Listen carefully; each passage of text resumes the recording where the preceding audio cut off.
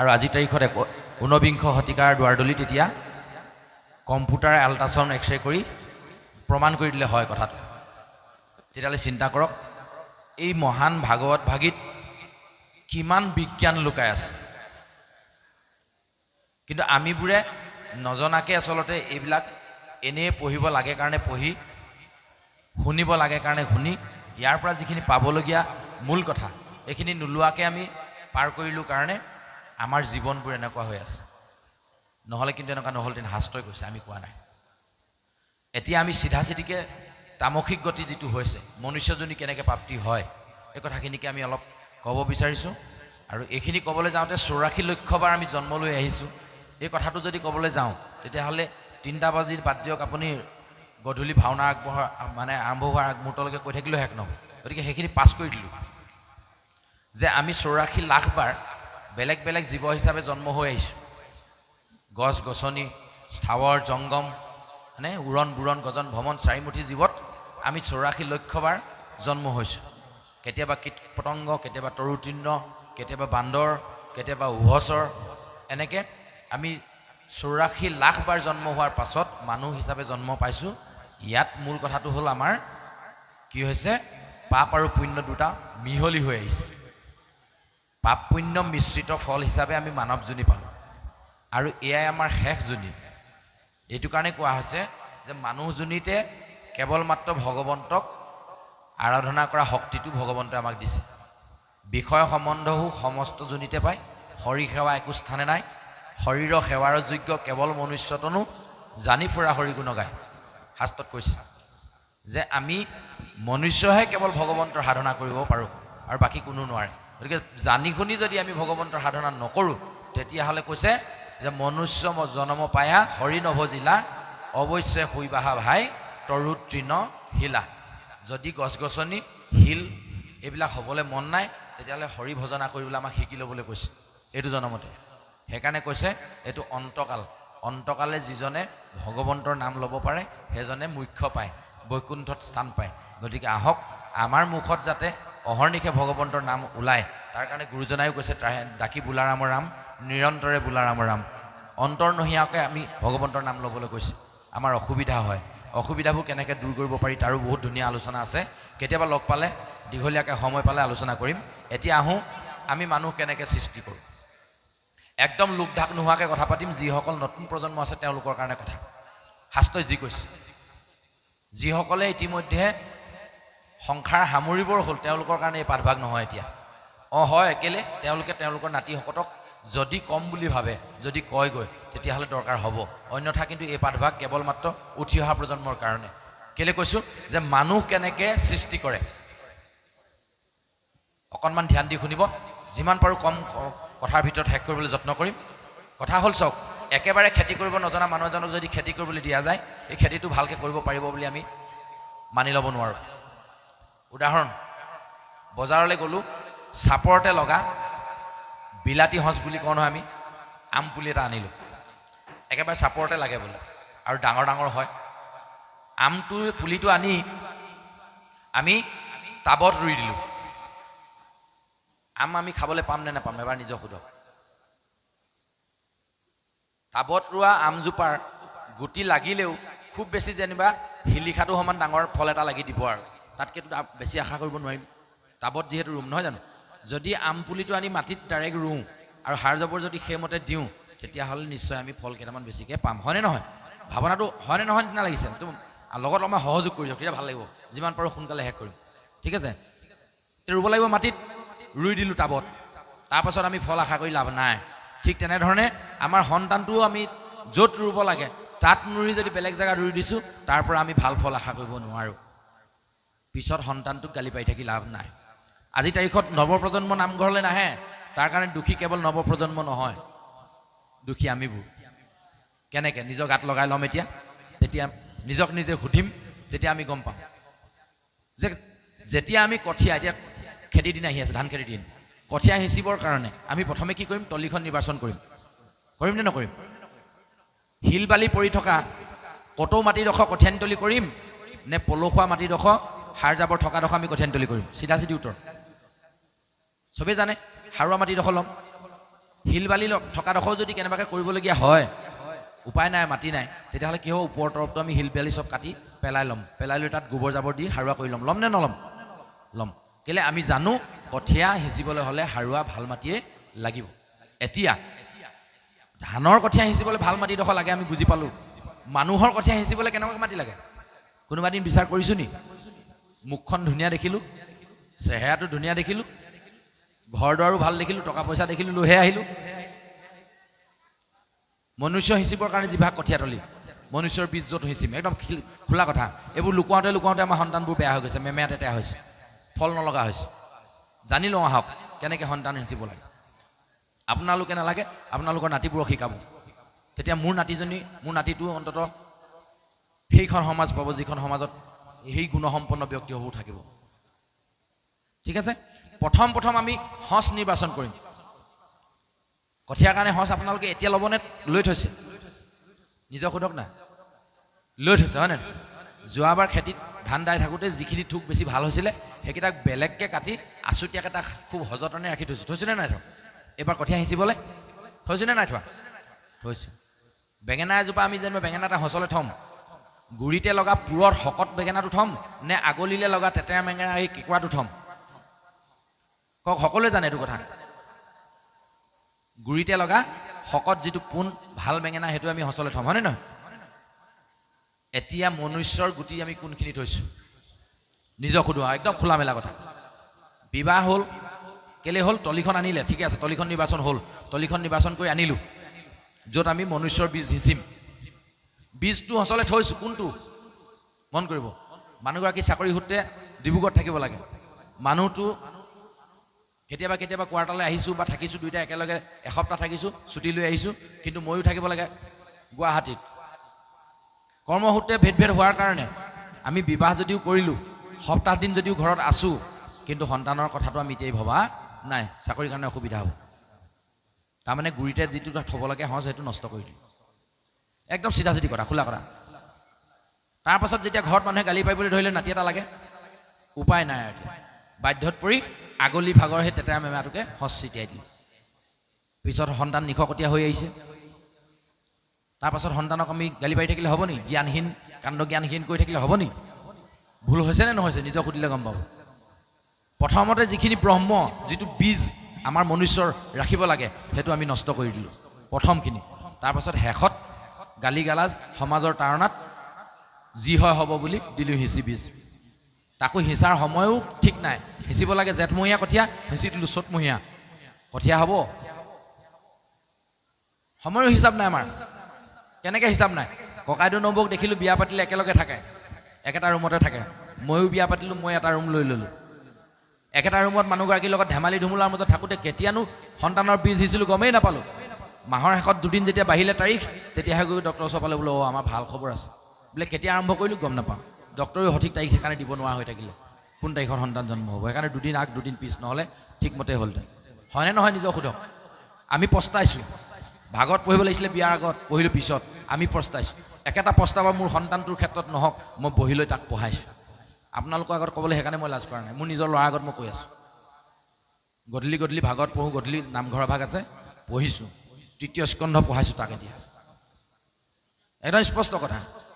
তই যে তলি নিৰ্বাচন কৰিবি, ক'ত নিৰ্বাচন কৰিবি? নিৰ্বাচন কৰিব নাজানিলে মোক সুধিবি, মই চাই দিম, তোৰ মতেই হ'ব। তলি যেনিবা নিৰ্বাচন কৰোঁতে ভুলো হ'ল, আপত্তি নাই, ওপৰৰ তৰফ মই কাটি পেলাই দিব পাৰিম, ব্যৱস্থা আছে, শাস্ত্ৰই ৰাখিছে। ভীষ্মই মুখ্য লাভ কৰিছে, প্ৰথম স্কন্ধত লিখি দিছে শাস্ত্ৰত, ভীষ্মৰ মুখ্য লাভ। পৰীক্ষিতৰ কলি নিগ্ৰহৰ পিছতে ভীষ্মৰ মুখ্য লাভ। মুখ্য লাভ নোহোৱাকৈ আমি সৃষ্টিৰ কামত আগবাঢ়িবই নোৱাৰোঁ। মুখ্য কেনেকৈ পাইছে ভীষ্মই?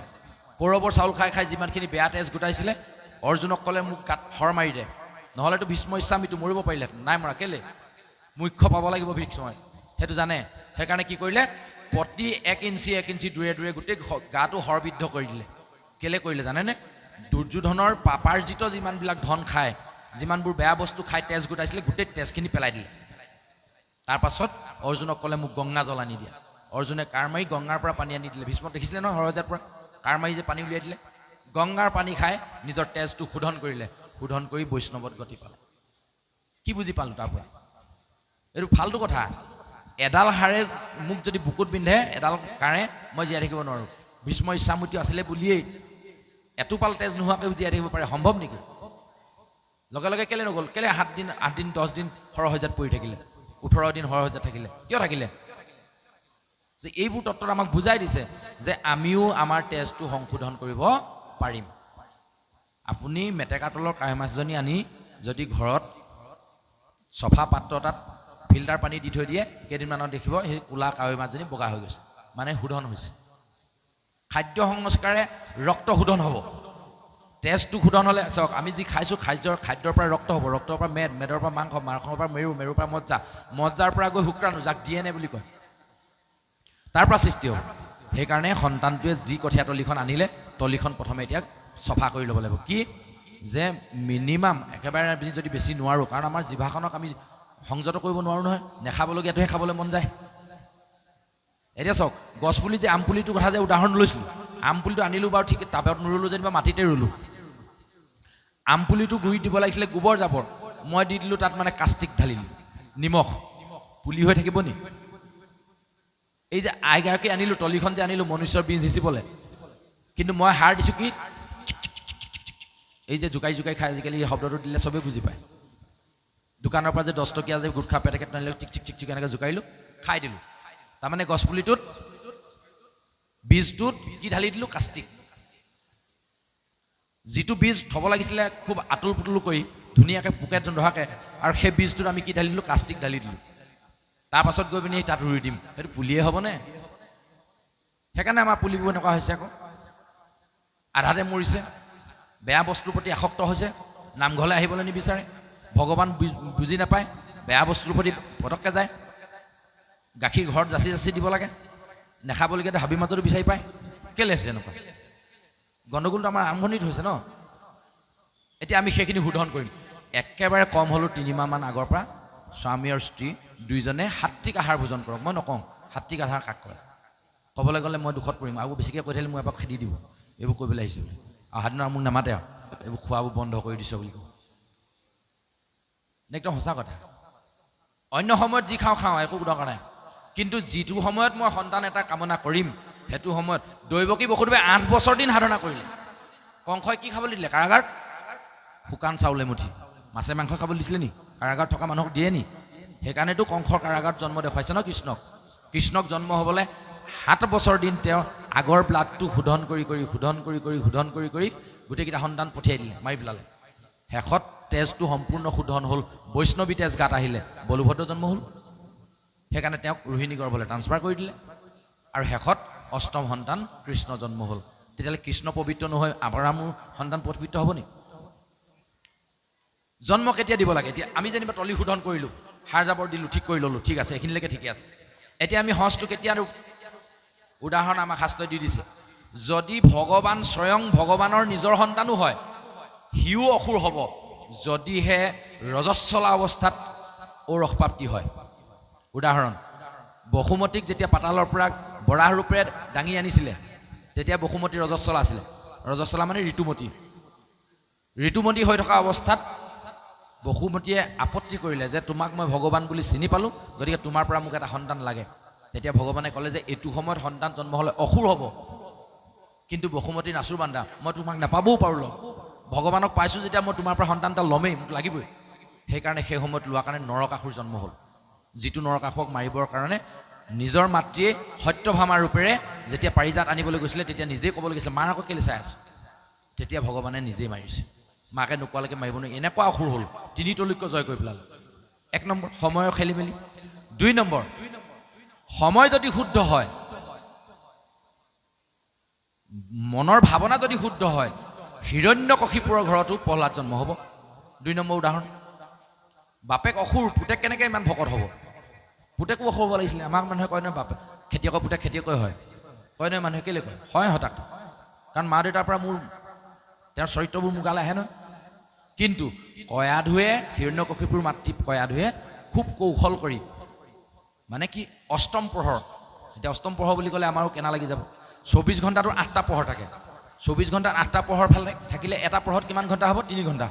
3 ঘণ্টাকৈ হ'লে ৰাতিপুৱা 5টা বজাৰ পৰা হিচাপ কৰি গৈ থাক, 3 ঘণ্টাকৈ পিছনিশা পুৱতি নিশা 3টামান বজাৰ পৰা 5টা 6টামান বজালৈকে এই সময়খিনিক অষ্টম প্ৰহৰ বুলি কোৱা হৈছে।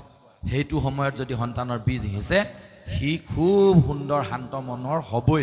প্ৰমাণ কৰি চাওক উঠি অহা নৱপ্ৰজন্মৰ প্ৰতি মোৰ আহ্বান। মই কৰা নাই, শাস্ত্ৰই কৈছে। প্ৰমাণ কৰি চাওঁ আহক শাস্ত্ৰই সঁচা কৈছে নে মিছা কৈছে। কিন্তু অহংকাৰ থাকিলে নহ'ব। সেই সময়ত হিৰণ্যকশিপুৰৰ অহংকাৰ সম্পূৰ্ণ মষিমূৰ কৰি ল'লে কয়াধুৱে। কেনেকৈ?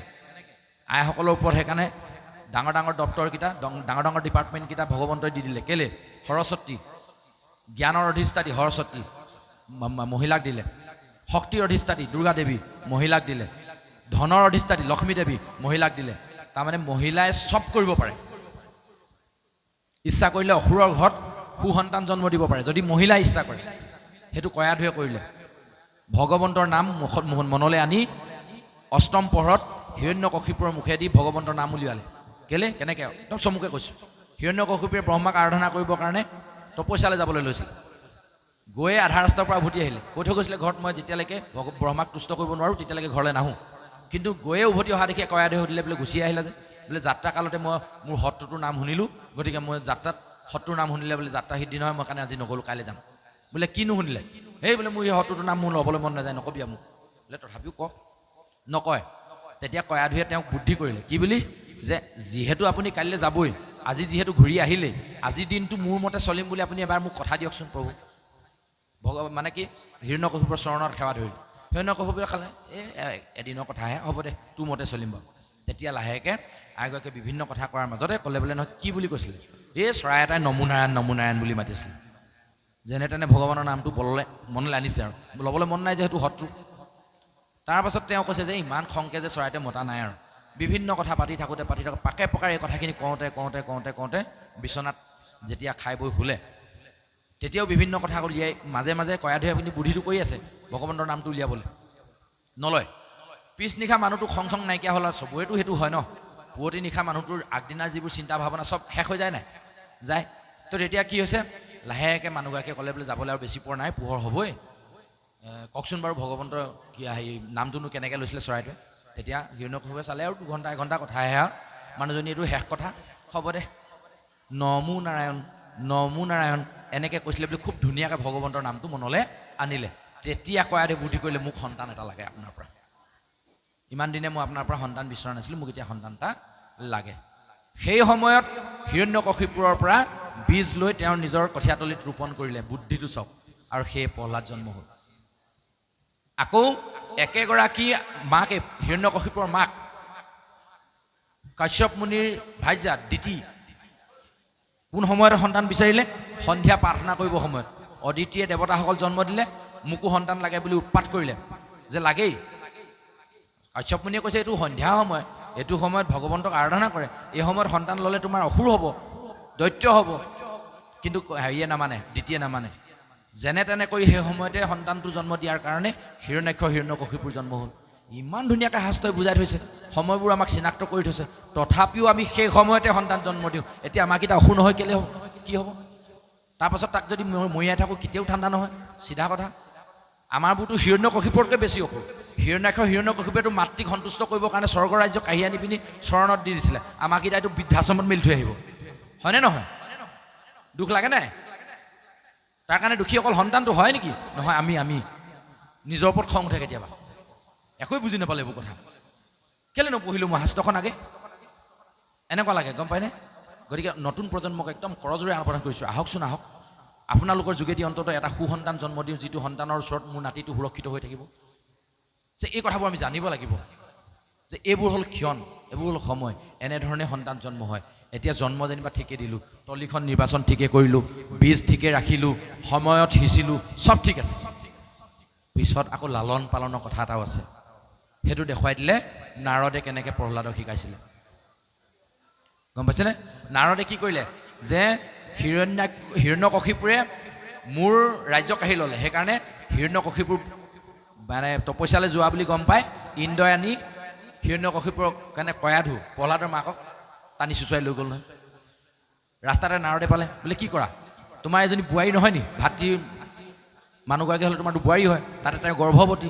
এইজনীক যদি চুচুৱাই লৈ ফুৰা তোমাৰ দেৱত্ব থাকিবনে? কোনোবাই তোক দেৱতা ৰজা বুলি সন্মান কৰিবনে? ইন্দ্ৰই চিন্তা কৰিলে হয় কথাটো, সিহঁতে এৰি থৈ গুচি গ'ল। বুদ্ধিটো চাওক, শাস্ত্ৰই আমাক কি শিকাইছে?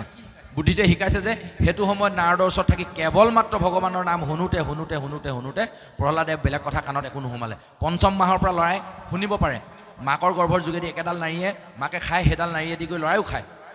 কিন্তু আমাৰ এটা ভুল ধাৰণা কি আছে জানেনে? এইবোৰ ঢেৰ ক'বলগীয়া আছে, কিন্তু সময় খুব কম, সেইকাৰণে মই খৰতকীয়াকৈ কৈছোঁ যে আমাৰ এটা ভ্ৰান্ত ধাৰণা আছে আমাৰ সমাজত। কি আছে জানেনে?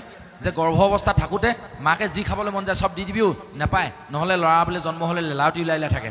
আমাৰ আইতাহঁতে কৈছিলে আগত, মাকৰ কি খাবলৈ মন গ'ল জানেনে? গৰমৰ দিনত খুব টেঙা জলকীয়া দি খাবলৈ মন গ'ল। আকৌ আমাৰ ধাৰণাটো আছে নহয়, খাবলৈ মন গ'লে দি দিব লাগে। বাপেকেও জতাই দিলে, জলকীয়া টেঙা আনি মানে একদম মানে হেহাই খাইছে আৰু। তাৰে অকণমান যদি এতিয়া ইয়াত যে ঘূৰি ফুৰিছে 3 বছৰীয়া 4 বছৰীয়া ছোৱালীজনীক যদি খুৱাই দিয়ে ন, তাইত গাখীৰে খাওঁ নে পানীয়ে খাওঁ নে ক'ত থাকোঁ কৰিব, এনেকুৱা জ্বলা মাকে সহ্য কৰি খালে। সেইখিনি একেডাল নাৰীয়ে দি গৈ সেই যে 5 মহীয়া কেঁচুৱাটো গাটো পৰিলেগৈ নহয়, সি তাতে মুচকচ গৈছে, ঐ কি যেনো খোৱালি, ইমান জ্বলা ইমান টেঙা, মুচকচ গৈছে।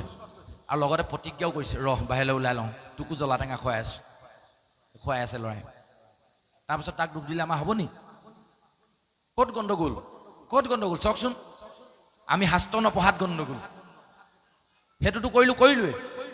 তাৰপাছত এই যে চাব দেই, লাহেকৈ বগাবলৈ আৰম্ভ কৰিছে, উবি হৈছে, অকণমান চুঁচৰিবলৈ আৰম্ভ কৰিছে। এইটো পেলাই দিয়কচোন মুখৰ আগত, খুলি দিব। কেলে? এই যে আমি গৰ্ভত থাকোঁতে যে এইটো চাই আছোঁ, শাহু বোৱাৰী চাই আছোঁ, এই যে ঠেলি আছোঁ, ৰিল চাই আছোঁ যে, সি দেখি আছে তাৰ পৰা 5 মাহত, হয়নে নহয়? গতিকে সেই 5 মাহত যদি আমি ভাল বস্তু চাওঁ, ভাল বস্তু মোবাইলত ঢেৰ আছে। এতিয়া আমি কোৱাৰ নিচিনা কথা, ইয়াতকৈ ভাল কথা মোবাইলত আছে। সেই সময়ত যদি আমি সেইখিনি কথা চাই থাকোঁ, ল'ৰাই জন্ম হৈ তেনেকুৱা কথা চাব নালাগে। ল'ৰাটো মই মহাত্মা গান্ধীৰ নিচিনা কৰিবলৈ মন আছে, মহাত্মা গান্ধী গোটেই জীৱনী পঢ়ক, গোটেইখিনি মনলৈ আনক। যিমান পঢ়িব, যিমান শুনিব, সিমানখিনি তাৰ আগত সোমাব। ভূপেন হাজৰিকা পঢ়ক, জুবিন গাৰ্গক পঢ়ক।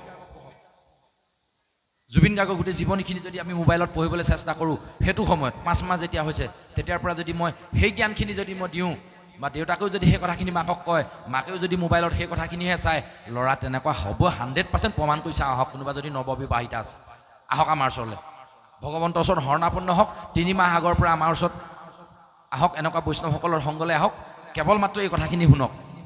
হয়নে নহয়? 3 মাহৰ পিছত সন্তান জন্ম হোৱাৰ পিছত প্ৰমাণ কৰি চাওক নিজে। বেছি দিনৰ কথা নহয়, মাত্ৰ 9, 3, 12 মাহ, এবছৰ।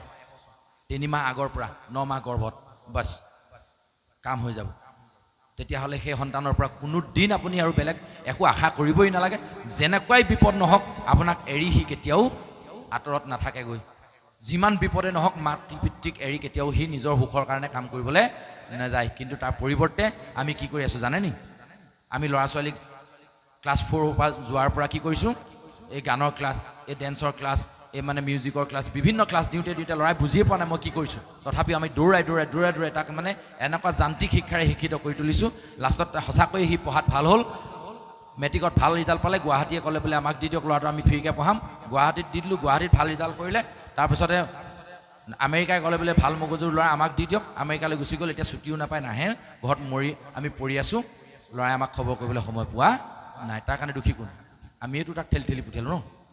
এই শিক্ষাৰে যেতিয়া শিক্ষিত হ'ব, আধ্যাত্মিক শিক্ষাৰে যেতিয়া শিক্ষিত হ'ব, সেই ল'ৰা ছোৱালীয়ে কোনো কাৰণত মাক দেউতাকক বৃদ্ধাশ্ৰমত এৰি থৈ নাহে। মই কৈছোঁ, আমাৰ মনৰ ভাৱেৰে কৈছোঁ যে কোনো কাৰণত বৃদ্ধাশ্ৰম বোলা বস্তুটোৱেই নাথাকে যদি এনেকুৱা সন্তান জন্ম হয়।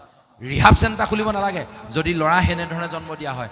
যদি আমি জন্ম দিয়াৰ সময়তে যদি বিভিন্ন ধৰণৰ নাখাবলগীয়া খাইছোঁ, নকৰিবলগীয়া কৰিছোঁ, তেতিয়াহ'লে সি জন্ম হোৱাৰ পাছত সেইবোৰ খাবলৈ যত্ন কৰিবই। আকৌ তাক তেতিয়াহ'লে ৰিহাব চেণ্টাৰত থ'বলগীয়া হৈছে, ৰিহাব চেণ্টাৰ খুলিবলগীয়া হৈছে কেলৈ? নিচা মুক্তি কেন্দ্ৰ আমাক কিয় দৰকাৰ? নিচাৰ প্ৰতি আসক্তি ল'ৰা নিজে হৈছে নে আমি ঠেলি দিছোঁ? গৰ্ভাৱস্থাত থাকোঁতে দেউতাকে তেনেকুৱাবোৰ খাইছে, দেউতাকে তেনেকুৱা খাই বীজ সংৰক্ষণ কৰিছে, সেই বীজেৰে সন্তান, গতিকে সি খাবই। বাপেকৰহে তেজ, কয়নে নকয়? বাপেকৰহে তেজ, বাপেকেই তেনেকুৱা, কয়নে নকয়? আমাৰ মানুহে কিয় কয়? মাকৰ নিচিনা হ'ল আকৌ, কয়নে নকয়? সেইটো কথা। আজি মাক বাপেক যদি আমি ঠিক থাকোঁ, যদি জন্মক্ষণ এই কথাখিনি আমি বুজি মেলি ঠিক থাকে আমি যদি আগবাঢ়িব পাৰোঁ, তেতিয়াহ'লে কোনো কাৰণত সন্তান বিপথে নাযায়। নিশ্চিন্ত থাকক। ভগৱন্তৰ কপিল প্ৰভুজনে কপিল অৱতাৰ অন্য একোৱে দেখুওৱা নাই, কেৱল মাত্ৰ এইটোকে দেখুৱালে যে আমি সদায় জীয়া মানুহৰ সংগত থাকিব লাগিব, মৰা মানুহৰ সংগক ত্যাগ কৰিব লাগিব। আমি মৰা মানুহৰ লগত বেছিকৈ থাকোঁ।